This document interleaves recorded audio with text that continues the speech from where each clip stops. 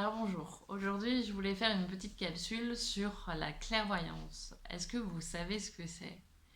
Alors peut-être que c'est quelque chose de complètement farfelu pour vous, vous avez peut-être l'impression que vous en êtes loin, voilà, c'est pas quelque chose qui vous parle.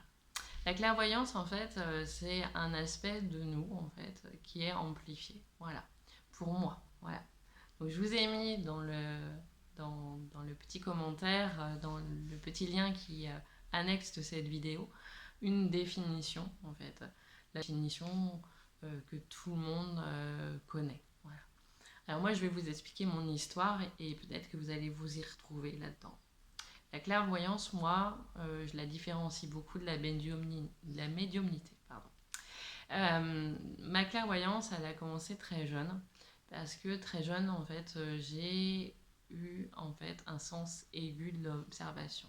Donc pour moi, la clairvoyance, c'est le sens de la voyance, de la vue, qui est amplifié.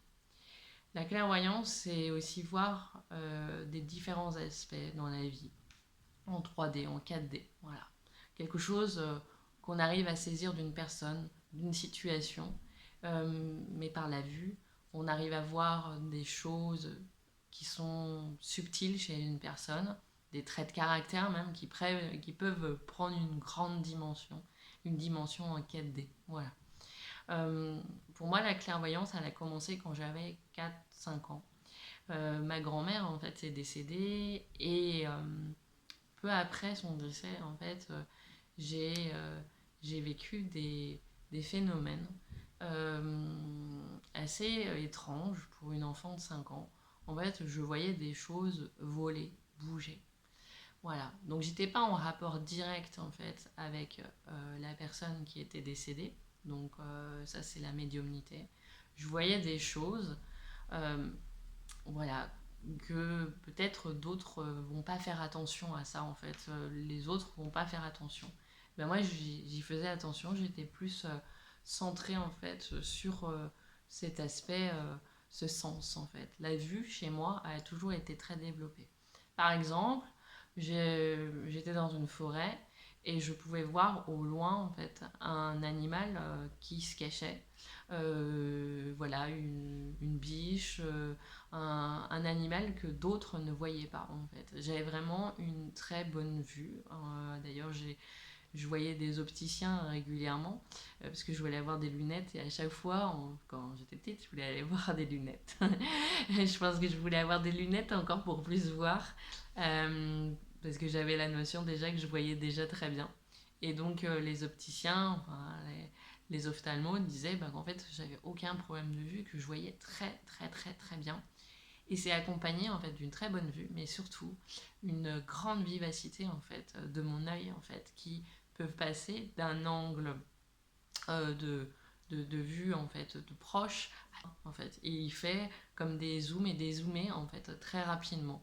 Donc ça c'est une qualité et c'est aussi le sens de l'observation aiguë et très très très très fin qui est développé.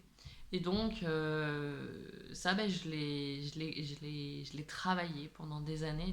Ça en est devenu un point fort dans mes différents parcours de travail, notamment en tant qu'infirmière, où on nous a demandé en fait d'avoir un sens aigu de l'observation, parce que ben, il faut bien voir l'état du patient, l'aspect clinique en fait du patient sur le visage, si la personne est douloureuse, si elle est fiévreuse, voilà.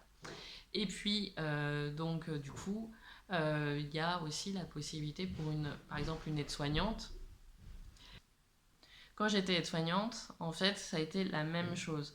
J'ai eu vraiment besoin d'utiliser ce sens aigu, et puis on me l'a demandé, pour aller rapidement, en fait, et être efficace dans mes soins, dans mes accompagnements. Et donc, ça a été vraiment quelque chose que j'ai innové de plus en plus et que j'ai pu vraiment utiliser comme quelque chose de hyper fort et qui m'a permis d'aller encore plus loin et plus vite, en fait. Voilà.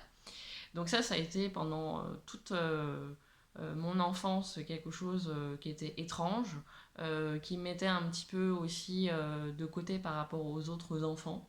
Euh, et puis après, bah, en tant qu'adulte, ben, en fait, on s'y fait et puis on travaille avec. Voilà. Donc, pour savoir en fait si vous êtes clairvoyant, c'est simple. Si vous rentrez dans une pièce et vous avez ces ressentis plus cette vision décuplée, par exemple, si vous voyez une personne, donc vous la voyez en plusieurs dimensions. Si vous voyez, par exemple, ses mimiques, si vous voyez des choses qu'elle cache, qu'elle se cache à elle-même, ça c'est très très fort en fait. Ça c'est énorme. Qu'elle essaye de cacher aux autres et qu'elle se cache à soi-même, c'est que vous êtes vraiment clairvoyant. Après, il y a d'autres dimensions en clairvoyance. Il y a la clairvoyance donc avec voilà un filtre en fait où on va voir plus de choses. Voilà, hein, on peut voir plus de choses que les autres se cachent à eux-mêmes ou aux autres. Hein, voilà. Mais ça peut être aussi d'autres dimensions. Voilà. Donc ça peut être avec des humains, mais ça peut être aussi avec d'autres dimensions. Par exemple, moi ça m'arrive de voir des auras, enfin ça m'arrive, c'est tout le temps, voir l'aura des gens, donc voir s'ils sont malades, si par exemple je vais masser, je vais voir les muscles en fait, donc je vais vraiment voir la peau, puis après je vais voir les muscles, et il suffit que je médite, que je me pose, que je me centre, et puis je vais voir les choses vont s'ouvrir toutes seules. Vont se détailler toutes seules à moi.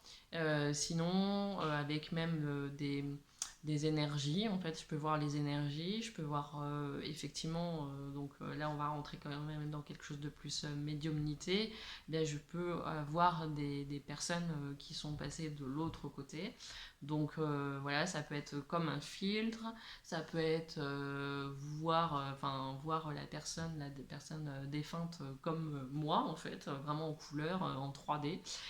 Ça peut être, et ça c'est quand même un peu plus rare, je vois plutôt des filtres comme si en fait, je voyais la personne voilà, comme un nuage en fait. Voilà. Je peux voir aussi des filets, en fait, des ombres qui peuvent passer très très rapidement. Alors je peux vous dire qu'au début c'est un peu flippant, surtout quand ça arrive la nuit. Voilà, la nuit ou voilà la journée où quand tout est calme et d'un coup il se passe quelque chose. Voilà. Et puis je peux voir en fait derrière mes yeux en fait. Donc je vais enfin, c'est un peu étrange comme sensation, c'est que en fait, je vais être avec une personne et je vais faire une guidance. Donc, du coup, voilà ce que je propose comme accompagnement. Je fais la guidance et là, en fait, je vois en fait des flashs derrière mes yeux en fait. Donc, ça se passe derrière mes yeux. Enfin, voilà, je vous détaille un petit peu les sensations derrière mes yeux et je vais avoir voilà, comme c'est pas vraiment des images, c'est pas dans mon cerveau, ça va être derrière mes yeux, ça se transpose, voilà. Donc après, voilà, je pense que chacun a une clairvoyance qui lui est propre, chacun a des sensations, chacun aussi en parle différemment. Moi, je sais en parler comme ça. Après, à voir si vous, c'est votre domaine, parce qu'en fait, on peut être clairvoyant, on peut être clairaudient, on peut être clairsentant, on peut être dans le clair ressenti.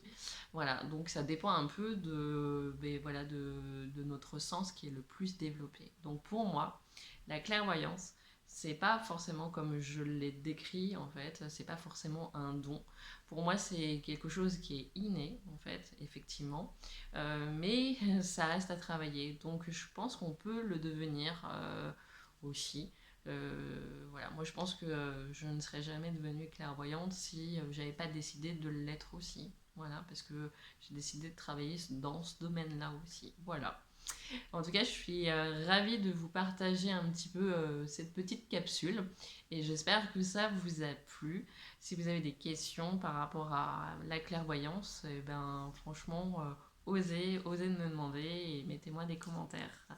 Je vous embrasse et puis je vous souhaite un bon développement personnel. Ciao!